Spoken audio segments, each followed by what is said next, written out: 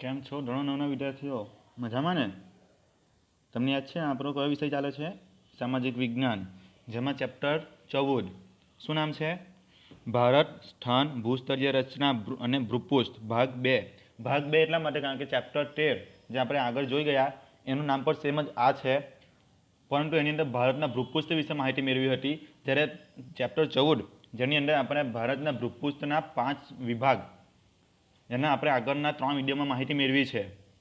5 પાસા જે છે ભૂપૃષ્ઠના ભારતીય જમીનના, કે ઉત્તર પૂર્વ પર્વતીય પ્રદેશ, ઉત્તરનો મેદાની પ્રદેશ, પછી દ્વીપકલ્પીય ઉચ્ચ પ્રદેશ, દરિયા કિનારાનો સાંકડો પ્રદેશ, અને 5મું શું નામ છે? દ્વીપ સમૂહ એટલે કે ટાપુઓ, જેના વિશે આપણે આગળના વિડીયોમાં માહિતી મેળવી. પછી લાસ્ટ વિડીયોની અંદર આપણે શું જોઈ ગયા?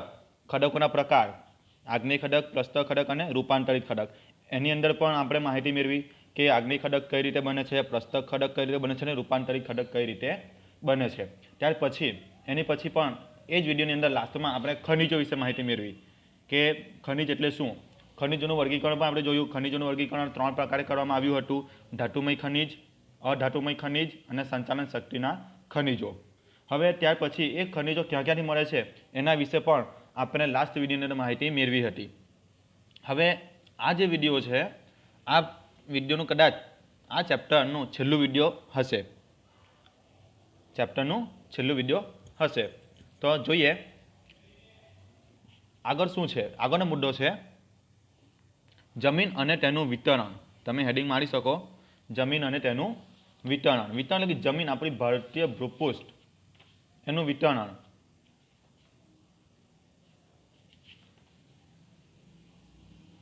તો આ વિડીયો આપણો પાર્ટ 5 છે. પાર્ટ 5 જેની અંદર આપણે માહિતી મેળવીએ તો જમીન અને તેનું વિતરણ. તો આપણી પૃથ્વી પર સૌથી મોટું જો સંસાધન હોય તો 2 છે, એક જમીન અને એક પાણી. અને જમીન એ મનુષ્ય જાતિ માટે ખૂબ જ મૂળભૂત સંસાધન છે, અને ખેતી માટે પણ જમીન ખેતી માટે ખૂબ જ મૂળભૂત સંસાધન છે. અને કૃષિ પ્રવૃત્તિ ઉપરાંત આ જમીન ઉપર ખૂબ જ મહત્ત્વની એવી ઘણી બધી પ્રવૃત્તિઓ થાય છે. અને આ જે જમીન છે, જમીન એ પૃથ્વીની સપાટી પરનું, આપણી જે પૃથ્વી સપાટી છે, આપણે જેની પર રહીએ છીએ, એ સપાટી પરના જૈવિક અને અજૈવિક દ્રવ્યોનું બનેલું એક પાતળું સ્તર છે. જૈવિક અને અજૈવિક દ્રવ્યોનું બનેલું એક પાતળું સ્તર છે. જેમ કોઈ સફરજનને તેની પાતળી છાલ સાથેનો જેવો સંબંધ છે, પાતળી છાલ, આપણે કેવું કોઈ બી ફળ હોય તેની પર કેવી પાતળી છાલ હોય ને પછી અંદરથી એનો ગર્ભ ભરેલો હોય, તે જ રીતે આપણી જમીન પણ એ જ રીતે ઉપરનું સ્તર માટી અને એની નીચે બધા અલગ અલગ ખડકો આવેલા છે.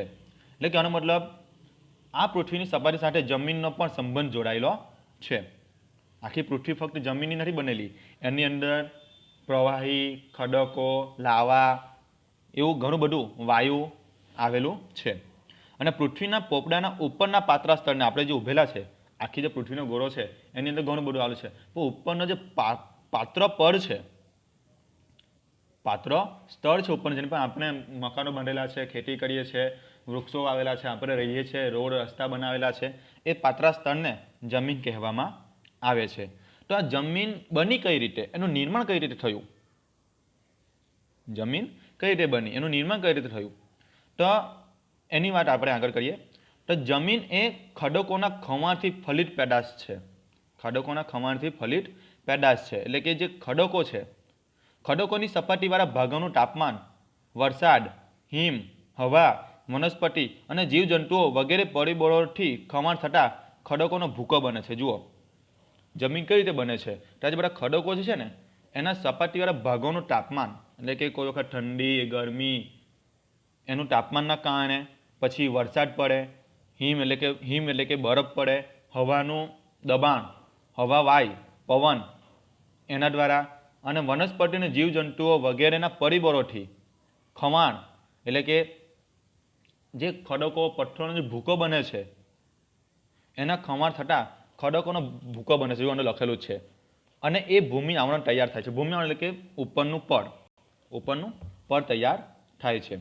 આ ભૂમિ આવરણમાં શું શું હોય છે, તો આ ભૂમિ આવરણમાં ખડકોના નાના મોટા ટુકડા, કાંકરા, માટી, રજ વગેરે હોય છે. જુઓ, ખડકો નાના મોટા ટુકડા, પછી કાંકરા જેને આપણે પથ્થરો કહીએ છીએ નાના મોટા, માટી, હે ને, રજ એટલે કે નાના નાના કણ એ વગેરે હોય છે, જે રેગોલિથ તરીકે ઓળખાય છે. આ બધું જે અલગ અલગ પૃથ્વી સપાટી પર આવેલું છે, ખડકો અને કાંકરા અને માટી ને કણો ને બધા, તે એને શું કહેવાય છે? રેગોલિથ તરીકે ઓળખાય છે.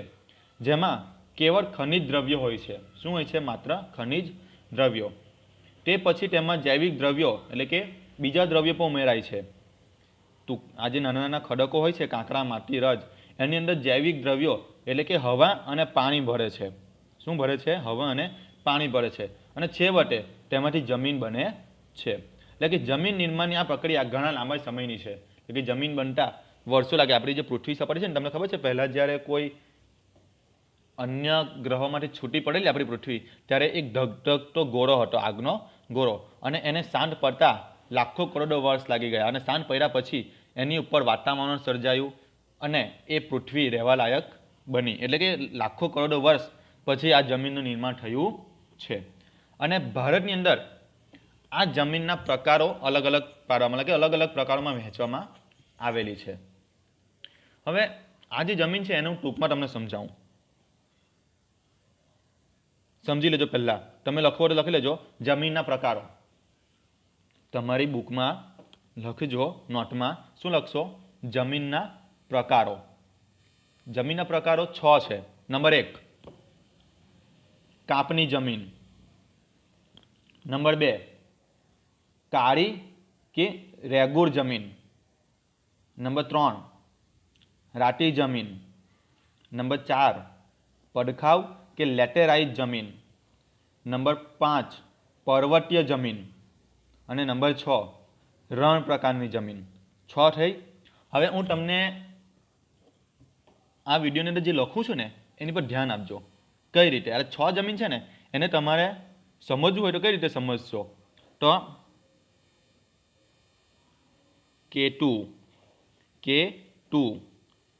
પછી P2 અને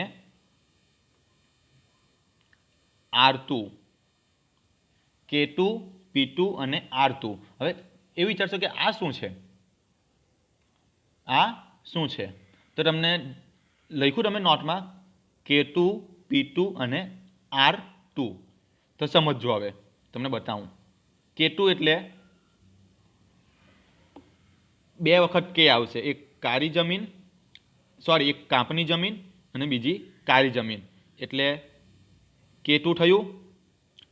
તે રીતે મેં તમને બીજું શું લખાવ્યું? P2 એટલે કે 2 વખત P આવશે. કયું? તો પડખાવ જમીન અને પર્વતીય જમીન. થયું 2, એટલે કે 4 પ્રકાર થયા. હવે બીજા 2 પ્રકાર બાકી રહ્યા. કયા? તો મેં તમને શું લખાવ્યું? R2 એટલે કે રાટી જમીન અને રણ પ્રકારની જમીન. થયા ને? એટલે તમને ખ્યાલ રહેશે. જમીનના પ્રકારો એકદમ શોર્ટમાં જ સમજવાનું છે. કઈ રીતે? તો 2 વખત K એટલે કે K2, 2 વખત P પડખાવ જમીન અને પર્વતીય જમીન, એટલે થયા 2 વખત P. અને ત્રીજું R2 એટલે કે રાટી જમીન અને રણ પ્રકારની જમીન. થઈ ને? તો તમે લખી શકો છો. શું લખવાનું? K2, P2 અને R2. ઓકે? તો તમને ખ્યાલ આવી ગયો જમીનના પ્રકારો વિશે. ટૂંકમાં તમે સમજી શકો. જ્યારે બી તમને એક્ઝામ પૂછાય કે જમીનના પ્રકારો લખે એટલે તમારે આ 3 વસ્તુ યાદ રાખવાનું: K2, P2 અને R2. K2 એટલે કાપની જમીન અને કાળી જમીન. P2 એટલે પડખાવ જમીન અને પર્વતીય જમીન. અને R2 એટલે રાટી જમીન અને રણ પ્રકારની જમીન. ટૂંકમાં મેં તમને સમજાવ્યું. હવે આ જમીન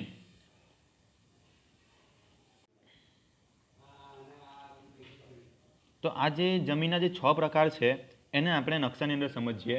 તો કયા? તો તમને આ પીળો કલર દેખાય છે? જે જગ્યાએ પીળો કલર છે એ કાપની જમીન છે. કેવી જમીન છે? કાપની. અને એની અંદર ખેતીનું પ્રમાણ પણ ખૂબ જ સારું થાય છે. એટલે કે કાપની જમીન થઈ. બીજું, આ પિંક કલર દેખાય છે તમને?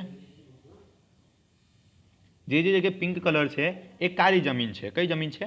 કાળી. અને એ કાળી જમીનની અંદર પણ ખેતી ખૂબ જ સારા પ્રમાણમાં થાય છે. બીજું જોઈએ, જે જગ્યાએ તમને રેડ કલરની જમીન દેખાય છે, આ બધી રેડ કલર છે, જુઓ છે ને રેડ કલર, આ બધી રેડ કલર જુઓ. જે જગ્યાએ લાલ કલર છે તો એ રાતી જમીન છે. લાલ કલરવાળી જમીન કેવી છે? રાતી જમીન છે. લીલા કલરની જમીન દેખાય છે તમને? ઘણી બધી જગ્યાએ લીલા કલરની હશે, જુઓ આ બધી લીલા કલરની જમીન છે ને? તો લીલા કલરની જમીન એ કઈ જમીન છે? પડખાઉ જમીન અથવા લેટેરાઇટ જમીન પણ એને કહેવાય છે. પછી રાખોડી કલર જેવું જમીન દેખાય છે, રાખોડી કલર અથવા કથ્થાઈ કલર છે ને, આ બધી આ જમીન દેખાય છે આ બધી. તો એ કઈ જમીન છે?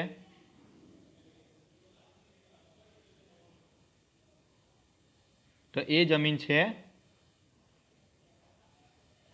પર્વતીય જમીન. એ કઈ જમીન છે? પર્વતીય જમીન છે. અને છેલ્લી વાદળી કલરની જમીન દેખાય છે, વાદળી કલરની રાજસ્થાનમાં. તો એ જમીન છે રણ પ્રકારની જમીન, જે રાજસ્થાનનો ખૂબ જ મોટો વિસ્તાર રોકે છે. એટલે કહેવાનો મતલબ રાજસ્થાનની અંદર રણનું પ્રમાણ વધારે છે. તો આ 6 પ્રકારની જમીન આપણા ભારતમાં જોવા મળે છે. હવે આ જે 6 પ્રકારની જમીન છે એના વિશે વિસ્તારથી માહિતી મેળવીએ. પહેલી મેં તમને કીધું K2. કઈ જમીન K2માં? કાપની જમીન અને ખારી જમીન. તો આ બે વિશે આપણે માહિતી મેળવીએ. હવે આ જે કાપની જમીન જે છે એ કાપની જમીનના 2 પ્રકાર પડે છે પાછા. લખી લેજો તમે, હેડિંગ મારો પહેલાં જમીનના પ્રકાર તમને લખ્યા. હવે નંબર 1 કરીને લખવાનું છે કાપની જમીન. કાપની જમીનના 2 પ્રકાર છે, ખડર અને બાંગર. ખડર અને બાંગર. હવે આ જમીન કઈ રીતે બને છે, ખડર અને બાંગર?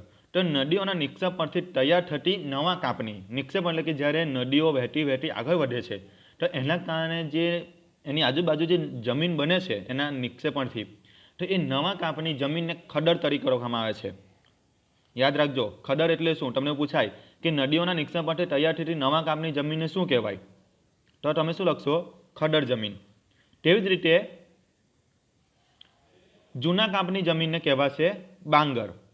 તમને આ પણ પૂછાશે કે નદીઓના નિક્ષેપણના જૂના કાપની જમીનને શું કહેવાય? તો બાંગર. તો કાપની જમીન વિશે આપણે જોતા છે તેના 2 પ્રકાર, ખડર અને બાંગર. તો પૂરના મેદાનોથી બનેલી આ જમીનો મુખ્યત્વે નદીઓના નજીકના ક્ષેત્રમાં જોવા મળે છે. કઈ જમીન? ખડર જમીન. ખડર જમીન નદીઓના નજીકના વિસ્તારોમાં જોવા મળે છે ને તે પ્રમાણમાં રેતાળ હોય છે. તમે જોજો નદીઓના આજુબાજુના કિનારા પર તમે જાઓ, આજુબાજુના વિસ્તાર, તો રેતાળ જમીન જોવા મળશે. રેતાળ એટલે કે થોડી આપણે કેવું પોણા જેવી હોય, રેતી જેવી, એવી જમીન જોવા મળશે.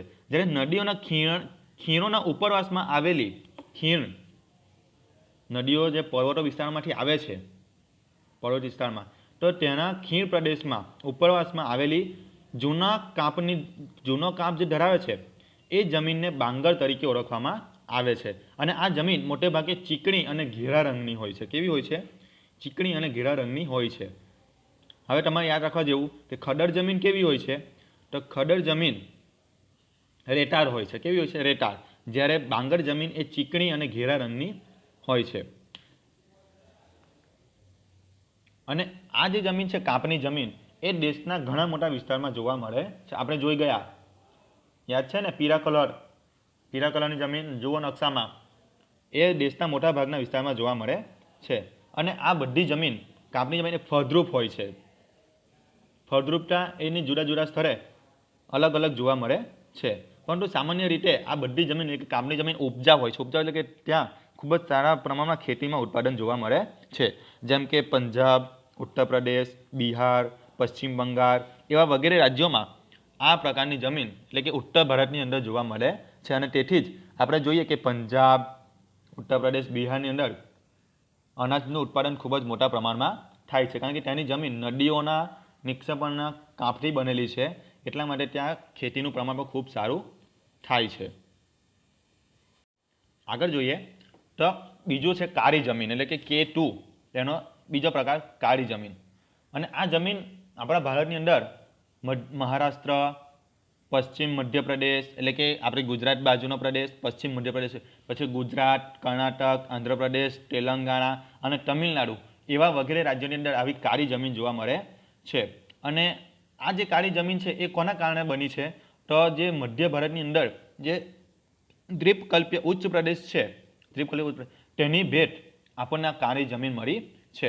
અને આ જમીન ચીકણી અને કસવાળી છે. ચીકણી અને કસવાળી કે જ્યારે એની ઉપરનું પાણી જ્યારે સુકાઈ જાય તો આ જમીન ખૂબ જ કઠણ એટલે કે પથ્થર જેવી બની જાય છે. જુઓ અંદર લખેલું છે તે લાંબા સમય સુધી ભેજ ગ્રહણ કરવાની ક્ષમતા ધરાવે છે. લાંબા સમય સુધી એની અંદર ભેજ જોવા મળે છે. અને આ જમીન એટલે કે કાળી જમીન જે છે એ રૂપાંતરિત ખડકો તૈયાર થયેલી છે. કોના દ્વારા તૈયાર થયેલી છે? રૂપાંતરિત ખડકો દ્વારા આ કાળી જમીન તૈયાર થયેલી છે. અને એવું કહેવાય છે કે આ જે કાળી જમીન છે એમાં કપાસના પાકનું ઉત્પાદન ખૂબ જ સારું થાય છે. તમે જુઓ આપણા ગુજરાતની અંદર જે કર્નમ પ્રદેશ આવેલો છે એ કર્નમ પ્રદેશ કયા પાક માટે જાણીતો છે? તો કપાસ માટે. અને કપાસ મોટે ભાગે કાળી જમીનમાં ખૂબ જ સારી રીતે થાય છે. અને તેથી જ આ કાળી જમીન એ કપાસ માટે ખૂબ જ જાણીતી બની છે. આ જમીનને રેગુર નામે પણ ઓળખવામાં આવે છે. યાદ લખવું હોય તો લખી દેજો.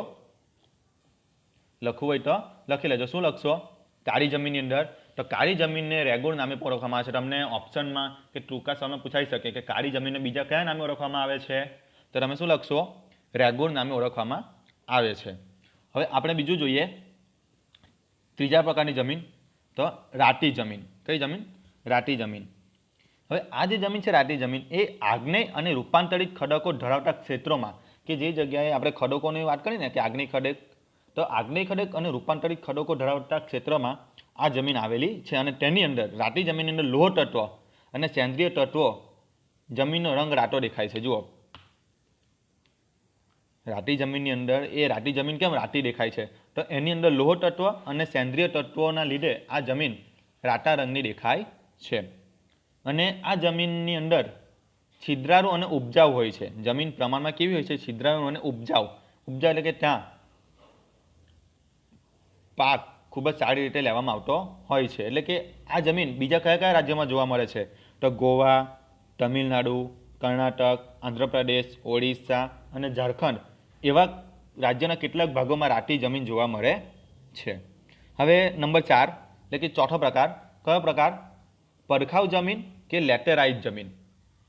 પડખાઉ જમીન કે લેટેરાઇટ જમીન એના વિશે જોઈએ. તો આ શું છે?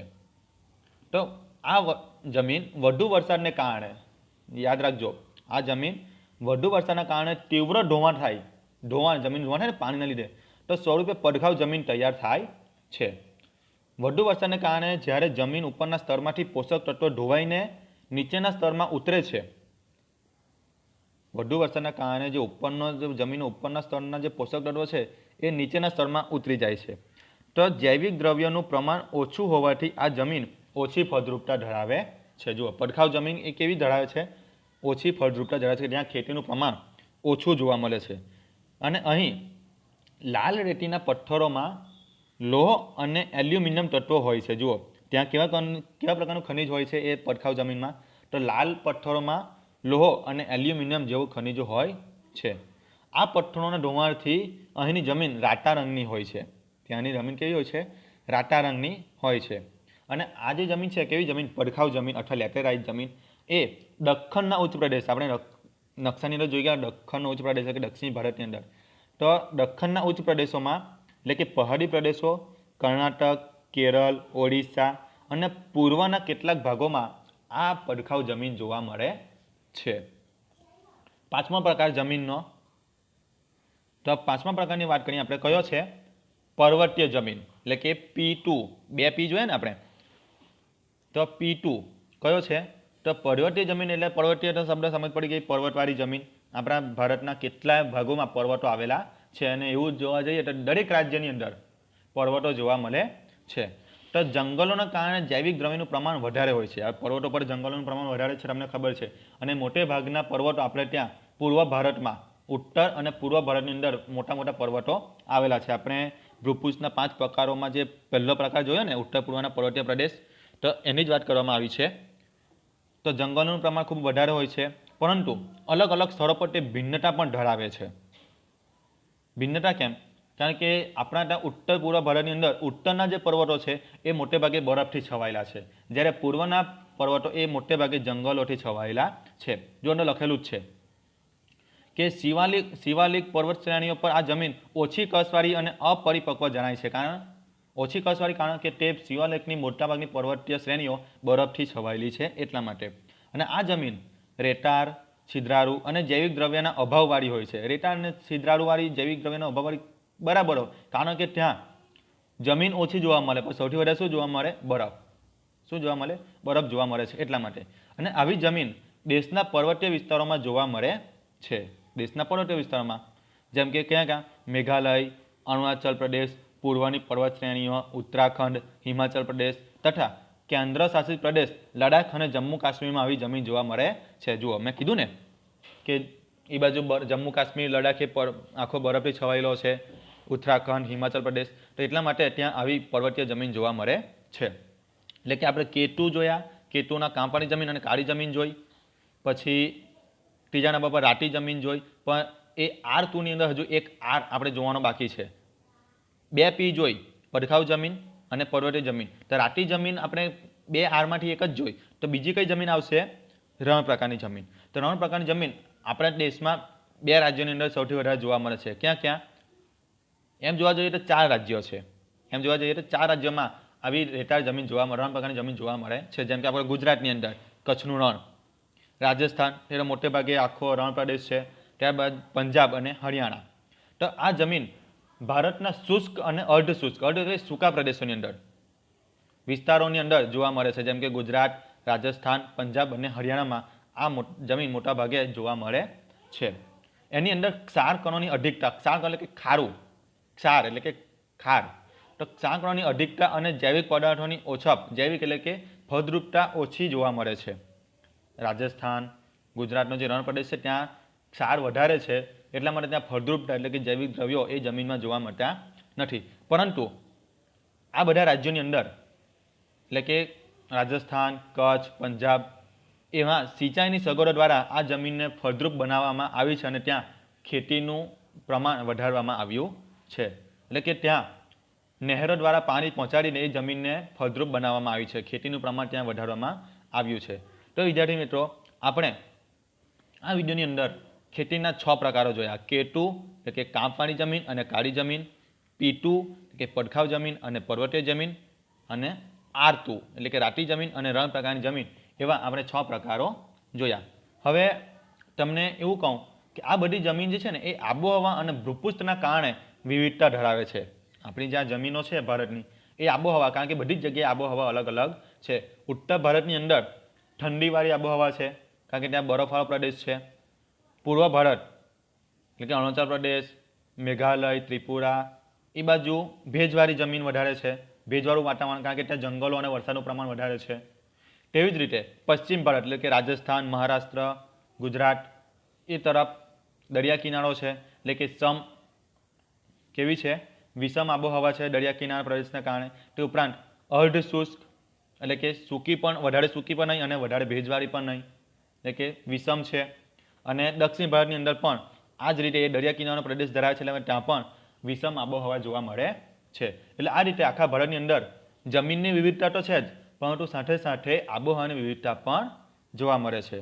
તો વિદ્યાર્થી મિત્રો, અહીંયા આપણો વિડીયો પણ પૂરું થાય છે અને આપણું ચેપ્ટર પણ પૂરું થાય છે. તો તમને ખ્યાલ આવી ગયો હશે કે ભારત, સ્થાન, ભૂસ્તરીય રચના અને ભૂપૃષ્ઠ એટલે કે 14મું ચેપ્ટર ભાગ 2, એની અંદર આપણે ઘણું બધું જોયું. એટલે કે પહેલા વિડીયોની અંદર આપણે ભૂપૃષ્ઠના પ્રકારો જોયા, બીજા વિડીયોની અંદર આપણે એના બીજા 2 પ્રકારો જોયા, ત્રીજા વિડીયોની અંદર એના જે બાકી પ્રકારો હતા 2 પ્રકાર, તટીય મેદાનો, મેદાન પ્રદેશ અને ખડકો, એના વિશે માહિતી મેળવી. સમજ પડે છે ને તમને? અને ચોથા વિડીયોની અંદર કે આપણે આ જે પાર્ટ છે એ ચોથો વિડીયો છે, જેની અંદર આપણે જમીન અને તેનું વિતરણ વિશે માહિતી મેળવી, એટલે કે આ પાર્ટ 4. અને આ રીતે આપણું અહીંયા આગળ ચેપ્ટર પૂરું થાય છે. તો વિડીયો પર પૂરું કરીએ. આવજો અને વિડીયો જોતા રહો.